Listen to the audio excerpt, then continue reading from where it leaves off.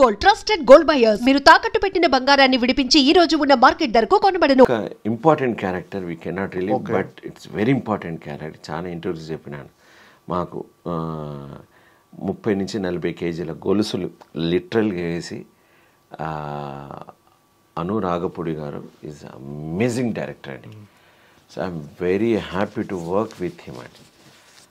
డీటెయిల్డ్గా నేను స్టేజీ మీద పెర్ఫార్మెన్స్ మైమ్ షో చేస్తే డైరెక్ట్ ఆడియన్స్తో ఉన్నటువంటి ఒక లింక్ ఉంటుంది. ఆ ఆనందం ముందు ఏ ఫీల్డ్ పనికిరాదు.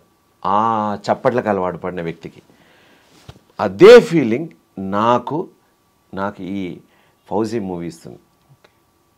ఈ అను రాఘపూడి గారి దర్శకత్వంలో చేస్తున్నటువంటి ఆ మూవీ సెట్లోకి నేను వెళ్ళినప్పుడు ఆ ఫీలింగ్ కలుగుతుంది.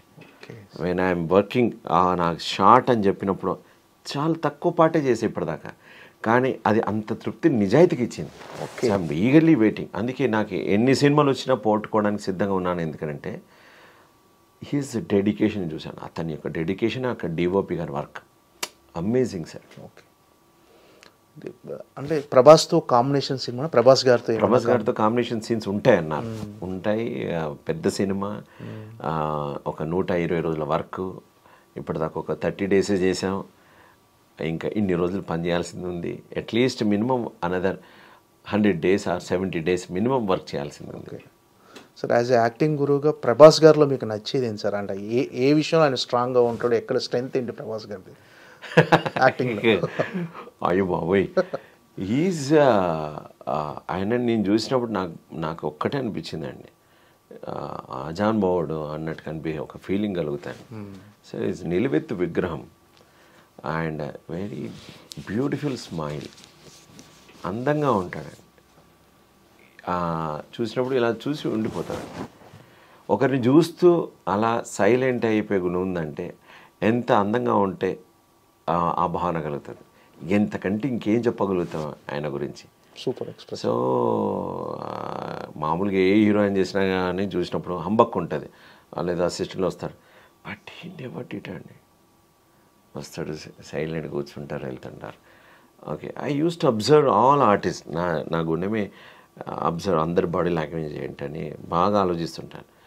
బట్ ఐ నెవర్ సీ ఒక అహంకారం ఉన్న ఫీలింగ్ కానీ అస్సలు లేదండి. అది చూడగానే సత్వగుణం కలుగుతాయండి. ఎంత స్మూత్ అనే ఫీలింగ్ కలుగుతుంది. ఓకే, నాకు వారితో పరిచయం ఇంకా కాలేదు. బట్ డెఫినెట్లీ ఖచ్చితంగా భవిష్యత్తులో పరిచయం అవుతారు. కానీ నాకు కలిగినటువంటి అద్భుతమైనటువంటి ఫీలింగ్ అదండి. అంటే ఫౌజీ గురించి ఇప్పటివరకు మీరు చెప్పారు. అంటే అను రాఘపూడి గారు ఎంత అద్భుతంగా తెరకెక్కిస్తారు ఆ సినిమా గురించి చెప్పారు. అది ఎలాంటి సెన్సేషన్స్ క్రియేట్ చేయబోదని ఎక్స్పెక్ట్ చేస్తున్నారు? నేను ఇప్పటిదాకా సినిమాలు ఏ విధంగా చూసాను, చరిత్ర తిరగ రాస్తుందండి. ఓకే, ఇలాంటి డైలాగ్స్ మామూలుగా ప్రతి ఒక్కరూ సినిమాలు చెప్తారు. నా ఇన్నర్ కాన్షియస్ చెప్తాను. ఇది నేను ఒక ఆర్టిస్ట్గా చెప్తున్నాను. మా శ్రమ మామూలు శ్రమ, ఆయన విజువలైజేషన్కి పీక్కి వెళ్తుంది, మామూలు పీక్ కాదు.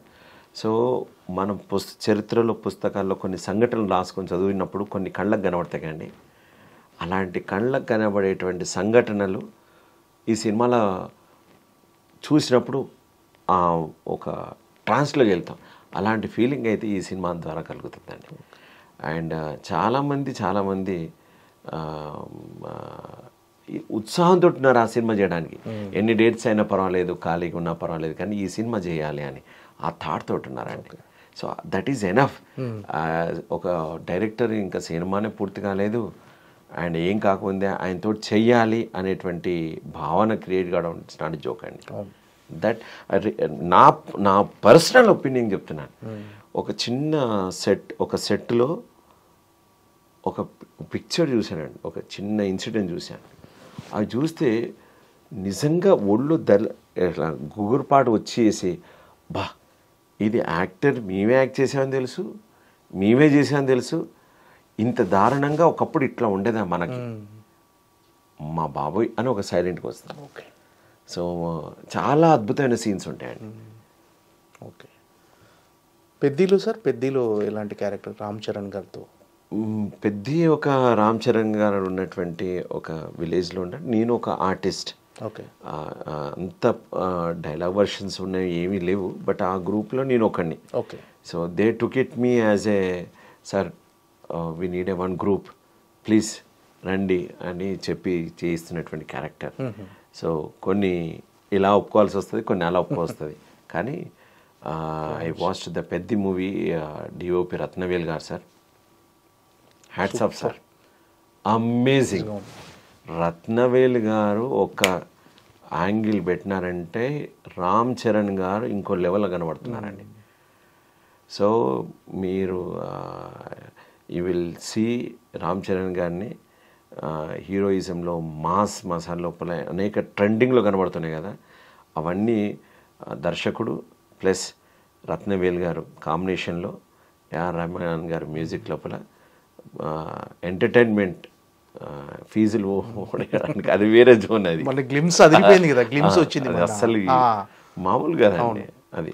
సో నా పాత్ర చాలా చిన్నది, నాకు అసలు ఊరికే వన్ ఆఫ్ ద విలేజర్గా ఉంటాను అంతే. కానీ నేను ప్రక్రియ చూస్తున్నాను కదా, అద్భుతంగా ఉంటుంది. రామ్ చరణ్ గారితో కాంబినేషన్ చేశారా, కలిసారా, చేశాను. సెట్లో కలిసారా చరణ్ గారిని? నైస్ పర్సన్ మీ అందరు. నేను బాంబే ఆర్టిస్ట్ ఉండి ఇద్దరు ఉండే, ఆయన మైమ్ అభిమాని. So always is also with me. నేను మమ్మల్ని కూర్చొని మాకు టీ తెప్పించేవారు, చక్కగా మాట్లాడేవారు రామ్ చరణ్ గారు, అండ్ చాలా మర్యాదగా ఉంటారు. ఓకే. ఈజ్ నైస్ పర్సన్ అండి. ఏం సార్ అసలు మీ నేపథ్యం ఏంటి సార్ అసలు? నేను నాది ప్రాపర్ వరంగల్. వరంగల్ నుంచి హైదరాబాద్కి షిఫ్ట్ అయ్యి 2002లో వచ్చా. దీక్షిత్ గారు అని ఉండే, వారు ఒక కొడుకుగా నన్ను మానసపుత్రికగా తన ఇంట్లో పెట్టుకున్నాడు.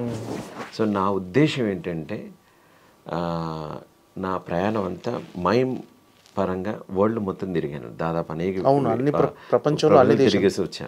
సో ఇండియాలో కాశ్మీర్ నుంచి కన్యాకుమారి, గుజరాత్ నుంచి మణిపూర్ వరకు నా స్టూడెంట్స్ ఉన్నారు. వర్క్షాప్స్ ఆల్ ఓవర్ ఇండియాగా చేశాను. నాకు సినిమా మీద రావాలని లేకుండే, కానీ ఆకాశవాణి సినిమా ద్వారా నేను ఇందులోకి ఎంటర్ అయ్యా సినీ జగత్కి. But I'm a dubbing artist, థియేటర్గా ఉన్నా కానీ నా మైమ్ అండ్ యాక్టింగ్ ట్రైనింగ్ మీదనే ఉంది. సో నా నేపథ్యం ఏంటంటే ఒక గురుకుల్ సిస్టమ్ మాదిరిగా ఒక 5 ఎకరాల భూమిలో పొలం పనులతో చేస్తూ ఒక గురుకులం యాక్టింగ్ స్కూల్ పెట్టాలని నా కోరిక. So that is my dream. So with government సపోర్టా లేకుంటే ఎనీ వన్ ఇంట్రెస్టెడ్ టు రెడీయా, సో దానికోసం నేను వర్క్ చేస్తున్నాను. So that is my entire dream. ఎవరైనా నేర్చుకోవాలన్నప్పుడు అతని దగ్గర డబ్బు లేకపోవచ్చు కానీ ఉత్సాహం ఉంది, అతని డబ్బు ఉండొచ్చు, సరైన గైడెన్స్ లేదు. సో ఏదైనా కావచ్చు, సరైన ఇంట్రెస్ట్ ఉన్న వాళ్ళకి ఒక నేర్పించేటువంటి ఒక దిక్సూచి కావాలనుకుంటున్నాను. బికాజ్ నేను కలరిపైట్ నేర్చుకున్నాను, నేను కేరళకి వెళ్ళాల్సి వచ్చింది. తాయిచి నేర్చుకున్నాను, రవి అభిమాన్ మాస్టర్ దగ్గరికి వెళ్ళాల్సి వచ్చింది. నేను యోగా డిప్లొమా చేశాను. సో బాడీ అలైన్మెంట్ టెక్నిక్స్ జపాన్లో నేర్చుకున్నాను, ఇల్యూషన్స్ యూఎస్లో నేర్చుకున్నాను. So we learn so many experience. నేను పంచాలనుకుంటున్నాను, అది సరైన వాళ్ళ దగ్గర పంచాలనుకుంటున్నాను. సో సరైన వాళ్ళ దగ్గర పడితే వాళ్ళ లైఫ్ లోపల వాళ్ళు అనుకునే దానికి ఈ యాజ్ అన్ ఆర్టిస్ట్గా తయారు కావడానికి కావాల్సినటువంటి ఒక మార్గం ఏర్పడుతుంది నా బాధ. ఓకే. అంటే మైమ్ ద్వారా, అంటే మైమ్ అనే కళ ద్వారా మీరు సాధించిన అచీవ్మెంట్స్ ఏంటి సార్? ఈ అచీవ్మెంట్స్ కోసం నేను ఎప్పుడు మైమ్ చేయలేదు. వెన్ ఐఎమ్ డూయింగ్ మై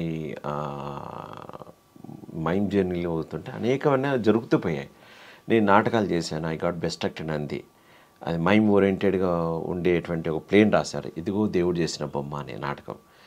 తర్వాత I got Ustaad Bismillah Khan Sangeet Natak academy given by government of India. I'm the first Indian to receive the international mime scholarship. World mime థియేటర్కి ఎంపికైన 2వ ఆసియావాసిని. అట్లా ఒక్కొక్కటి తెలియకుండానే ఇవన్నీ నాయా అని తర్వాత పోతుపోయాయి. బట్ నా achievements is I'm enjoying while I'm doing.